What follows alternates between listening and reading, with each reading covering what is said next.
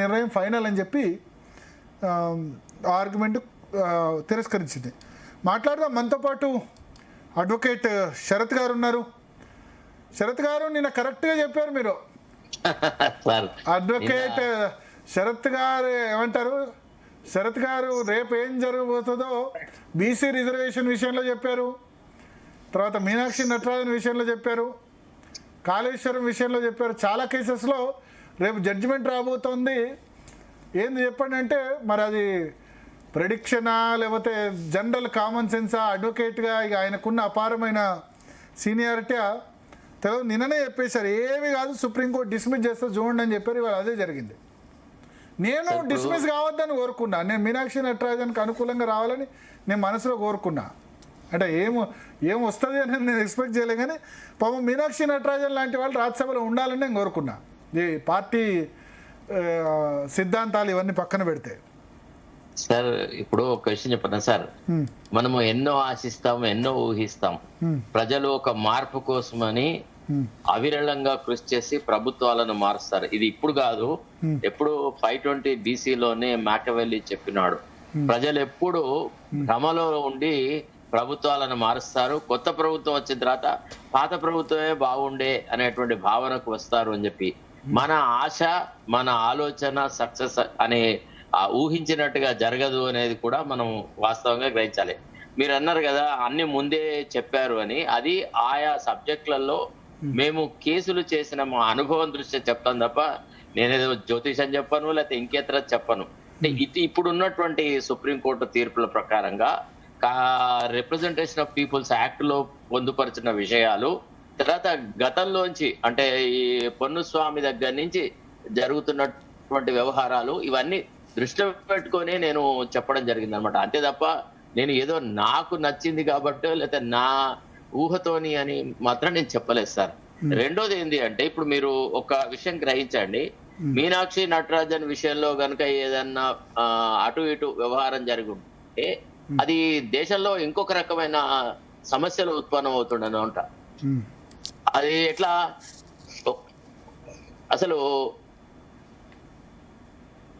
ఒక రకంగా ఏంటిదంటే, ఇప్పుడు మనము చాలా చోట్ల section 80 of the representation of peoples యాక్టే చెప్తుంది క్లియర్ గా ఏమని, ఒక్కసారి రిజల్ట్స్ అంటూ డిక్లేర్ అయిన తర్వాత election process gets completed with the declaration of results, only ఆ సర్టిఫికేట్ ఆఫ్ ఎలక్షన్ ఇస్తారు, that is the process is completed. ఆ తర్వాత an election can be set at not only by election petition అని.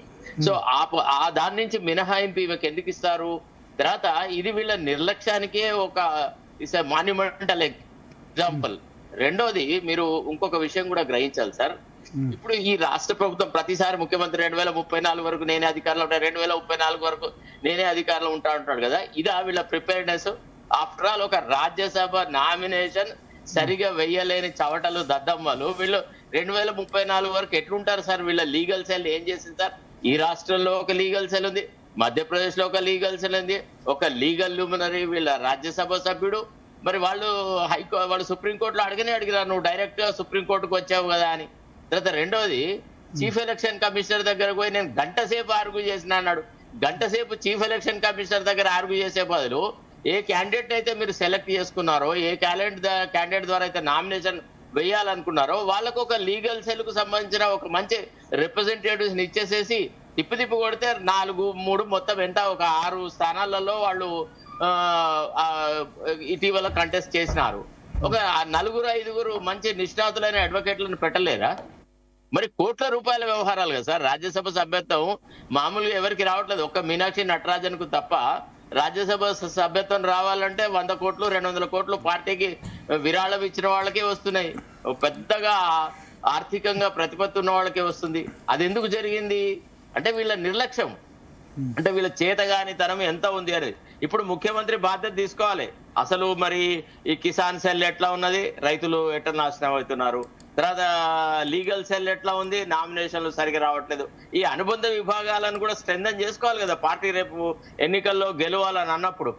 ఏదో ఒట్టిగా నల్ల ఆయన పొన్నం ప్రభాకర్ వాళ్ళ అన్నకి లీగల్ సెల్ బీసీలకు ఇవ్వాలి, అదో ఇదో ఏదో ఒక నెపం పెట్టేసేసి మిగతా అర్హులైన వాళ్ళందరినీ పక్కకు పెట్టేసేసి ఎన్నడూ ఏ కేసులో కూడా కాంగ్రెస్ కు అనుకూలంగా ఒక్క ఆర్గ్యుమెంట్ కూడా చేయలేదు, ఒక్క వకాలతు వేసిన సందర్భం కూడా లేదు, చెంచాలు కొట్టుడు తప్ప. ఇట్లాంటి వాళ్ళని పెట్టుకున్న తర్వాత ఏం జరుగుతుంది సార్? ఇప్పుడు నిజంగా ఇంటరాక్షన్ అంటూ ఉంటే with in the party there was interaction between the party organising secretary and the legal cell, రైతు వాళ్ళు వీళ్ళు అన్ని విభాగాలతో అనుబంధ విభాగాలతో కనుక రెగ్యులర్ గా చర్చలు జరుగుతుంటే ఆమె గుర్తించి ఉండేది. తర్వాత రెండోది, మనకి మొత్తం ఇప్పుడు రాష్ట్రం నుంచి ఒక వ్యక్తి పోతున్నాడు అన్నప్పుడు it's a matter of prestige. ముఖ్యమంత్రి ఆమెకు సంబంధించిన వివరాలు ఆమెకు అందియొద్దా, సాయపడద్దా? ఏదో ముఖ్యమంత్రి దగ్గర హోమ్ మినిస్ట్రీ ఉంది కదా, ఆమె డీజీపీని అడిగితే నోడల్ ఏజెన్సీలో బట్టి ఎన్ని కేసులు ఉన్నాయి, ఎక్కడ ఉన్నాయి, ఏ స్థాయిలో ఉన్నది అనేది విషయాలు చెప్పుండేవాడు. ఆమె ఏం చేయలేదు, ఒట్టుగానే సంచి పట్టుకున్నది, ఆడి పోయింది, అయిపోయి మధ్యప్రదేశ్ పోయింది, నామినేషన్ వేసేసి ఇక నాకు గాంధేయవాదం గెలిపిస్తుంది అన్నంత దాంట్లో ఉంటుంది, ఓవర్ కాన్ఫిడెన్స్ లో ఉంటుంది. ఇదంతా కలిసి ఒక రకంగా it is reflection of the failure of the Congress party and all it's friends. This is the situation.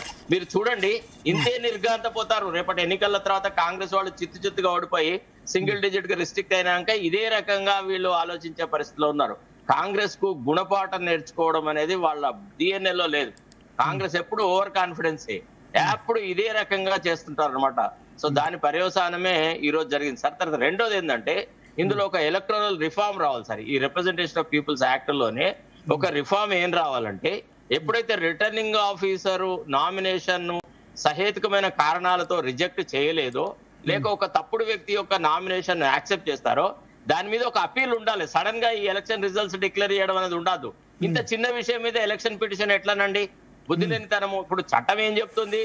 Flimsy reasons తోని సబ్స్టాన్షియల్ గా ఎన్నికను అంటే ఈ రిటర్నింగ్ ఆఫీసర్ నుంచి అట్లీస్ట్ స్టేట్ ఎలక్షన్ కమిషనర్ వరకు అప్పీల్ కి అవకాశం ఉండాలి చేసుకునేందుకు. ఉండాలి. అట్లా ఉంటే కనుక ఏం జరిగేది, దీని మీద ఒక అంటే రిటర్నింగ్ ఆఫీసర్ ఏం చేసినాడు అనే విషయం తెలుస్తాయి. ఇప్పుడు రిటర్నింగ్ ఆఫీసర్ అంటే మన ఎంపీ ఎలక్షన్స్ అప్పుడు అయితేనేమో కలెక్టర్ ను పెడుతున్నారు. తర్వాత ఎమ్మెల్యేలు అప్పుడేమో ఒక ఆర్డీఓలను లేకపోతే డిప్యూటీ కలెక్టర్ ర్యాంక్ వాళ్ళను రిటర్నింగ్ ఆఫీసర్ గా పెడుతున్నారు సార్. వీళ్ళను అంటే మీరు నిన్న ఒక మాట అన్నారు, ఏమని?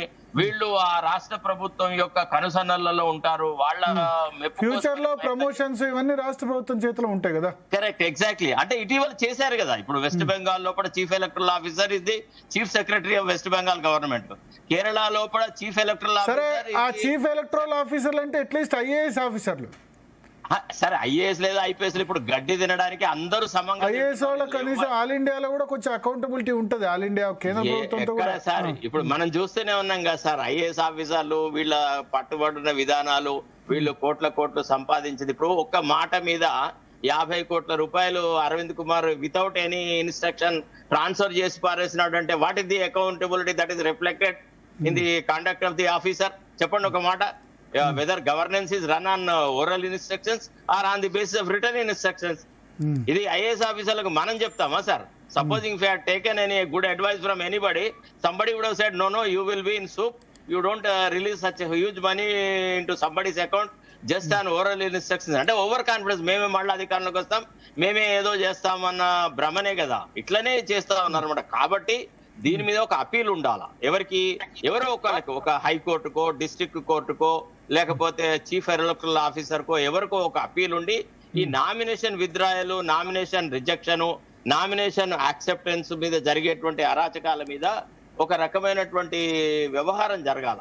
అపీల్ లో జరిగి ఆ తర్వాత ఎలక్షన్ పిటిషన్ అంటే అర్థం ఉంది. ఇప్పుడు చూడండి, ఒక చిన్న తెలిసి తెలవక రిటర్నింగ్ ఆఫీసర్ రిజెక్ట్ చేసిన దాని వల్ల ఇప్పుడు ఆమె తన సభ్యత్వం కోల్పోయింది. నిజానికైతే there is no cognizance taken over the case. అదే ఒక ప్రైవేట్ కంప్లైంట్.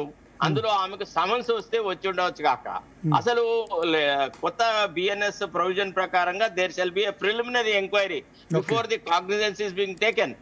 కాగ్నిజెన్స్ తీసుకోవడం కూడా జుడిషియల్ యాక్ట్ కాబట్టి the accused is required to be heard. So ఇవన్నీ ఏవి జరగకుండా ఒక వట్టిగా just by stroke of pen somebody's dreams have been dashed up. ఇప్పుడు ఒక పార్టీకి ఇప్పుడు రాజ్యసభ సభ్యులు చాలా తక్కువ ఉన్న పార్టీకి, అధికార పార్టీకి రాజ్యసభ సంఖ్యలు పెరుగుతూ మందబలం వచ్చి ఆ తర్వాత అధికార పార్టీలు మందబలంతో ప్రతిపక్షాల గొంతు నొక్కుతున్నటువంటి పరిస్థితులలో ప్రతిపక్షం ఎంత జాగ్రత్తగా ఉండాలి సార్? దీన్ని మనం చెప్తామా వాళ్ళకు? అంటే ఛానళ్లుగా లేదా విశ్లేషకులుగా మనం వాళ్ళకు బుద్ధి తెచ్చుకోండి అని చెప్తారా? మరి ఇట్లాంటి పొరపాట్లు ఎందుకో BRS లో జరగలేదు? Because BRS legal cell is so powerful. Yeah. అక్కడ ఎప్పుడు ఇట్లాంటి వ్యవహారాలు జరగలేదు తెలుసా? మీరు ఎవరైనా నామినేషన్ రిజెక్షన్ అయింది లేకపోతే ఇంకేదైనా జరిగింది అది ఇది అని మీరు ఎక్కడన్నా విన్నారా? ఒక 2004లో అయింది, మందా జగన్నాథం గెలిచారు అప్పుడు. మందా జగన్నాథ్ అంది అది బుద్ధి లేక తరం మందా జగన్నాథ్, అంతేగాని పార్టీది కాదు అక్కడ. Manda Jagannath is a good friend of mind, పాపం లేడు ఇప్పుడు, చనిపోయాడు. మందా జగన్నాథం గెలిచారు, బీఆర్ఎస్ వాళ్ళది నామినేషన్ అప్పుడు రిజెక్ట్ అయింది, అంటే బీఫామ్ సింబల్ రాలేదు అప్పుడు. అదే సింబల్ రాలేదు అంటే చెప్తున్నాను మీకు, అది వాళ్ళ టీడీపీ నుంచి. తర్వాత ఒకటి నిన్న నేను చెప్పాను మీకు ఏమని, అభ్యర్థులకి కొద్దిగా ముందు ప్రకటించాలి సార్, కనీసము ఒక 2-3 రోజుల వ్యవధి అన్న వాళ్ళకి ఇవ్వాలి. ఇప్పుడు వాళ్ళు ఎన్నో సరంజామాలు ఎన్నో విషయాలు తెలుసుకోవాలి కదా. ఇప్పుడు 20 మంది 30 మంది కంటెస్ట్ చేస్తున్నారు ఒక సీట్ కోసం అని, ఎవడో ఒకరికి లక్కీ లాటరీ తగులుతుంది, వాడు మెంటల్లీ ప్రిపేర్డ్ లేకుంటే పార్టీ సర్వనాశనం కదా. ఇప్పుడు ఏ వ్యక్తికైతే అభ్యర్థిత్వం వస్తుందో అతను కనీసం ఒక రోజన్నా టైం లేకుంటే ఇవంతా ఇన్ఫర్మేషన్ ఎట్లా గ్యాదర్ చేస్తారు? సో మీరు ఇప్పుడు భారతీయ జనతా పార్టీ దాన్ని ఏం తప్పు పట్టట్లేదా, వాళ్ళు సీట్ చోరీ అనట్లేదా? సార్ ఇది రాజకీయం సార్, ఎవరినెవరు తప్పు పడతారు చెప్పు, ఇంతకంటే నీచమైన పనులు వాళ్ళు చేస్తున్నారు సార్. ఇప్పుడు మనము యుద్ధంలోకి వచ్చిన తర్వాత వాడు యుద్ధం ఈ రకంగా చేశాడు ఆ రకంగా చేశాడంటే ఎస్ ఎగ్జాక్ట్లీ. ఇప్పుడు పద్మవ్యూహంలోకి చొర్రడం మాత్రమే తెలిసిన అభిమన్యుడిని పద్మవ్యూహంలో వచ్చి చొప్పింపజేసి వాడిని అక్కడ చంపినారు అంటే అది యుద్ధ నీతి, అంతే చంపేస్తారు. నీకు బయటికి వచ్చే తెలివి నీకు లేదు కదా, అంటే నీకు నామినేషన్ వేసే తెలివి నీకు లేనప్పుడు ప్రతిపక్షం డెఫినెట్ గా ఉపయోగించుకుంటది. ఈ అవకాశం బీఆర్ఎస్ వస్తే వాడుకోకపోయినా, లేదా బీఆర్ఎస్ అభ్యర్థికి ఇట్లా జరిగితే కాంగ్రెస్ వాడుకోకపోయినా, వీళ్ళంతా రాజకీయంలో ఒకరి అవకాశాన్ని ఇంకొకళ్ళు తీసుకోవాలన్న ఆలోచనలో ఉంటారు. అయినంతలో అప్పర్ హ్యాండ్ గెయిన్ చేయాలని ట్రై చేస్తాడు. ఇప్పుడు వాళ్ళ రేవంత్ రెడ్డి ప్రభుత్వం ఉంది, అనాలోచితమైన నిర్ణయాలు ఎన్నో తీసుకుంటే దాన్ని బీఆర్ఎస్ వాడుకుంటున్నది. అది కామన్ గా జరుగుతుంది సార్. మీరు పదే పదే ఇదేదో మోడీ ద్వారా లేదా అమిత్ షా ద్వారా ఇంతమంది రాజ్యసభ సభ్యులున్నా గానీ బీజేపీ ఇట్లా చేసింది అంతే కదా. ఏం తక్కువ 3 తృణమూల్ కాంగ్రెస్ వాళ్ళు రాజీనామా చేశారు, అంటే ఎట్లా ఆమ్ ఆద్మీ పార్టీ 7 సీట్లు తీసుకున్నారు. ఈ ఒక్క రాజ్యసభ సీటు కోసం ఇంత ఎందుకు వేయాలి భారతీయ జనతా పార్టీ? నేను ఒక ప్రశ్న సార్, ఇప్పుడు నాది ఒక డౌట్, మీరు ఆన్సర్, నేను మిమ్మల్ని ప్రశ్నించట్లేదు కానీ నాకు ఒక డౌట్. ప్రశ్నించవచ్చు, అలాగా సార్, మీనాక్షి నటరాజన్ ఒక భిక్షా పాత్ర పట్టుకున్నది, అందులో ఒక రాజ్యసభ సీటు వేసుడా ఎట్లా? వాళ్ళకు ఉండాలి కదా ఒక 130-140 సంవత్సరాల పాలనలో. తర్వాత ఆమె ఇంతకు ముందు లోక్సభ సభ్యురాలు, ఆమెకి నామినేషన్ ఎట్లా వేయడమో ఆమెకు తెలుసు, ఏ రకంగా వ్యవహారాలు ఉంటాయో. ఆమె ఏమన్నా చిన్న పిల్లనా? ఒక రాష్ట్ర పార్టీ వ్యవహారాలను చూస్తున్న వ్యక్తి ఇంత అమాయకంగా ఉంటే, ఇంత ఇన్ఎఫిషియెంట్ గా ఉందంటే she unfit to be nominated to Rajya Sabha. ఆమెకి ఇంకేదన్నా పని చెప్పాలి, సర్వోదయ కార్యక్రమాలు ఇవ్వాలి. ఆమె ఎందుకంటే ప్రజాప్రతినిధిగా పోయినా ఆమె ఏం చేయకపోతుండే, ఆమె ఇక్కడనే ఏ విషయంలో మాట్లాడిన ఎప్పుడైనా ఉందా? ఓకే. సో మనతో పాటు బాలరాజ్ యాదవ్ గారు బీఆర్ఎస్ నుంచి, అదేవిధంగా కాంగ్రెస్ పార్టీ నుంచి బోదన్పల్లి వేణుగోపాల్ రెడ్డి గారు టీశాట్ చైర్మన్, తాడు శ్రీనివాస్ గారు Bharatiya Janata party spokesperson join అయ్యారు. ముందుగా బాలరాజ్ యాదవ్ గారు, ఉండండి మీరు. సో బాలరాజ్ యాదవ్ గారు, మీనాక్షి నటరాజన్ విషయంలో బీఆర్ఎస్ కు చాలా ఇంట్రెస్ట్ ఉన్నట్టుంది, ఆమె రాజ్యసభ గెలవాలని చెప్పి.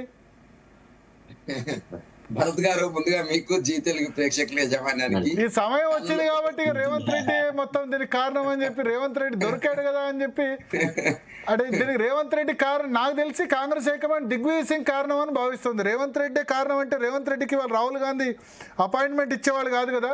ఇవాళ మధ్యాహ్నం 1:30కి రేవంత్ రెడ్డి కలిశారు రాహుల్ గాంధీని. ఓకే భరత్ గారు, ఓకే, మీకు ప్యానెల్ మిత్రులందరికీ నమస్కారం.